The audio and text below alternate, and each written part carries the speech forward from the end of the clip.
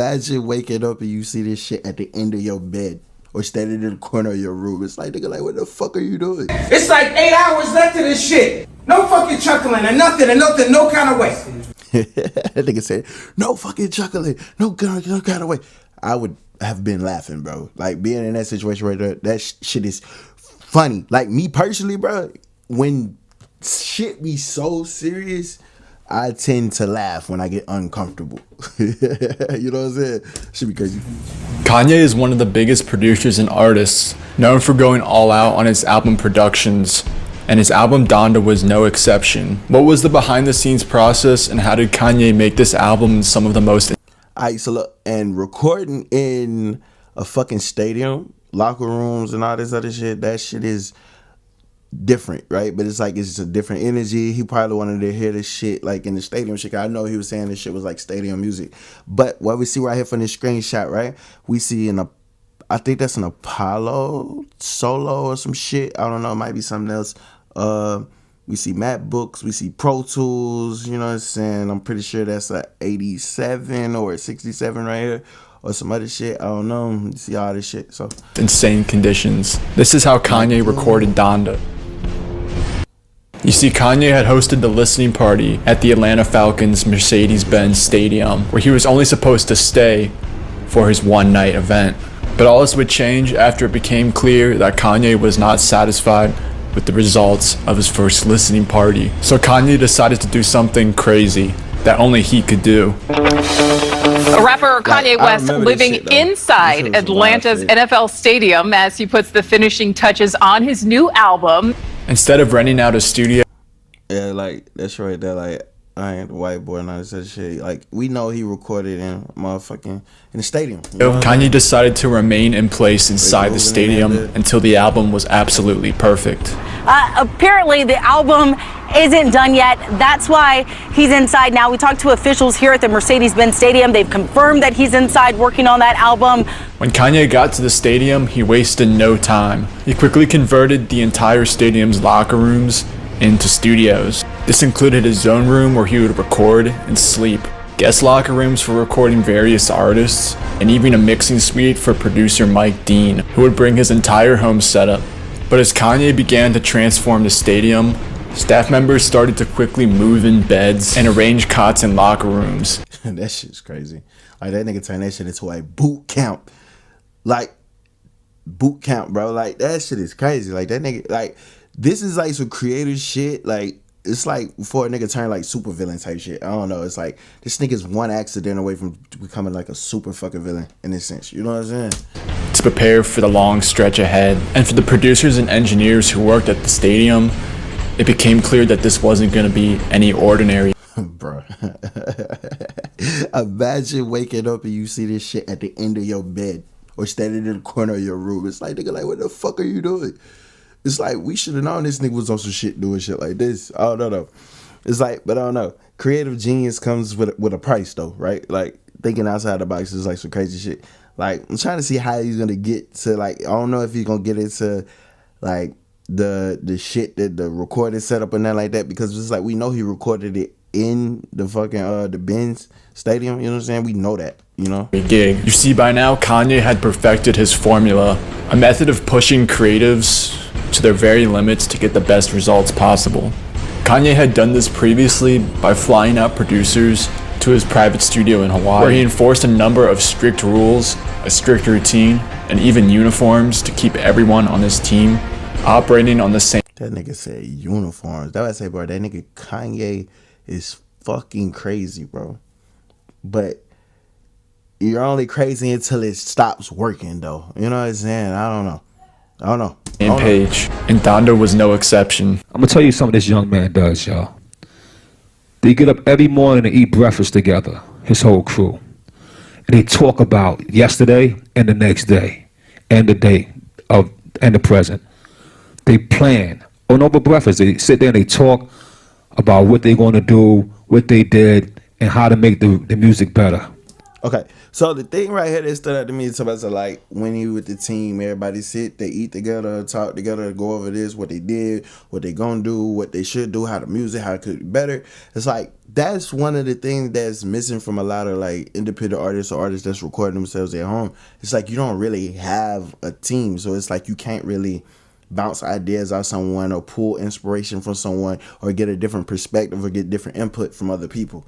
You know what I'm saying? That's why I know a lot of artists jump into Discord servers and Instagram groups and shit like that because they're trying to find a community so they could like pull and get inspiration and get this advice from. You know what I'm saying? But it's like while having like an artist support group of other artists and shit, it's like you still need to have those other people around, like writers and fucking engineers and producers and you know what I'm saying? It's just like other people involved. Then they go exercise together. We got 1, we got 2, we got 3. And then they hit the studio around 4 o'clock and he stays there from 4. And when I was there, we left at 4. So 12 hours of in the studio work. I ain't gonna lie. When I was working in the studio for downtown, it like, bro, I used to be in that bitch from 6 to 6, bro. That shit was fucking aggravating, bro. From 6 to 6, bro. 6 p.m. to 6 in the morning, bro. That shit was fucking aggravating. They even had a barber in the stadium. He's holding court. Okay, we got a lot of sitting down now. Either engineer is now getting cut. Our engineer is now going to get cut. The actual production of the album involved many different demos which were revised over time. Revising demos and more demos and demos and demos and demos and more demos and demos and demos and demos. See, I think that's a lost thing though. Like a lot of artists that record themselves now, they think like when they get done with a song, that's it. That's the final version. They need to put it out. But it's like everything that you record is not perfect. It's not ready to ship. You know what I'm saying? Some shit is a demo. Some shit is an idea. Some shit is a like rough draft. You know what I'm saying? You might finish the song. You might need to think about it. You might want to rewrite the verse. You might want to add something here. You might want to take away something there. But it's like you don't have to be in a rush to put stuff out. I think like preset culture, template culture, like got everyone thinking like, hey, I got all I need is this preset. I can put this shit out. I can put this shit out. Like the song is finished because it's mixed and mastered. And it's like, no, you know what I'm saying? Like that's not the thing. So it's like that's why it's like with this project, like it kept taking longer and longer to finish because it's like he's trying to perfect something in a sense. It's like people be wanting their mixes to be perfect, but it's like, do you want your songs to be perfect? You know what I'm saying? Like, that's the thing, like, we really gotta have a conversation about here. You know what I'm saying? Most. And when it came to the final round of revisions, Kanye worked tirelessly to make the demos as best as possible, making huge changes where many artists even found themselves unrecognizable on the album. Resemble what you did when you heard it on the album. All my vocals was kind of like, he changed it. He changed it up. He completely flipped it. Everybody that's standing here, I'm taking their verses off. So I'm taking Jay-Z verse off. I'm taking, is anybody who not here on the porch with me that's not on this version? That nigga's crazy. But I get it. But that nigga's crazy. Like, that nigga's crazy. But he's the only nigga that'll be like, he got a whole verse and he's gonna take the fucking whole verse off, bro. You know what I'm saying? Most niggas, no matter what, are not gonna take no whole verse off. You know what I'm saying? Kanye did all this while recording in a stadium, which had less than ideal conditions for producers. He recorded his verse to City of Gods. He had a mic, no headphones. The beat was playing off the laptop, out loud. And he was doing like 2-3 bars at a time. Yeah, that sound good. You want to hear it? Nah, come on, let's do it. Real fast, getting it done, like 50 minutes. See, right there, it's like, a lot of people on YouTube, TikTok will be like, oh, you gotta have the perfect this, record like this, record like that, record like this. It's like, do I really gotta do that, bro? Like, do I really gotta do it? But then niggas will be like, bro, but you not Kanye. It's like, I don't gotta be Kanye, bro. You know what I'm saying? But it's like the creative approach, the way that niggas do that shit, bro. It's like, you wanna be different, you wanna be unique. You wanna have a sound that don't nobody have. You wanna have a sound that it's gonna be hard for other people to recreate. That's why you gotta do shit that other people won't do. And it's either gonna work or it's not gonna work. People gonna like your music or they're not gonna like your music. But it's like your music not gonna be for everybody. So it's like you gotta find a line. You gotta find that balance. You feel what I'm saying? For producers and engineers, the environment was high pressure, making many different changes across the days. The girl singing behind you in one part? No girl, yeah, a little bit. Yeah, she kind of in the back. Okay, and then the raps is off beat. They need to be nudged. They're in front of the piano. Okay. Man, that nigga said the vocals need to be nudged. They're in front of the piano. It's like, gang, he ain't even say it's in front of the fucking, like not the drums, like it's off a little bit with the drums. This nigga say it's off of the piano. It's like you gotta have a different ear when you're listening to certain shit. You know what I'm saying? So it's like, this is that nitpicky, nerdy shit that people really want to nerd out about, but never really fucking talk about. You know what I'm saying? Because I like my shit to sound a certain way. That's why, like, I could never really work with an engineer that was only gonna be strictly by the fucking books. And me, I'm an engineer my goddamn self. You know what I'm saying? So it's like, I get it. You know what I'm saying? They're killing me. They are. Not you, but They are. yeah. So we gotta go through it. This is spiritual warfare. With Kanye even calling in during the second live show to give Mike Dean mix notes. It was grueling, lots of hours, you know, lots of changes. Yeah. Came out great though. In the end, Kanye would even fly. Then it's like, you know what I'm saying? Mike Dean, my GOAT when it comes to mixing this shit, bro. But it's like, you gotta think, bro, like, for Mike Dean to get mix revisions and get all this feedback, had to put all this hours and all these time in for this shit, bro. It's like, who the fuck are you? You know what I'm saying? If Mike Dean got to put in time, do revisions, it's like, nigga, you're no different, you're no special. You know what I'm saying?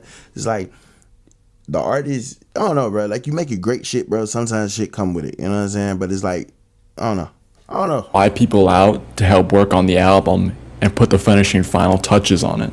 First week or so when I was there, my boy Erico, that's my guy. Shout out Erico. You know what I'm saying?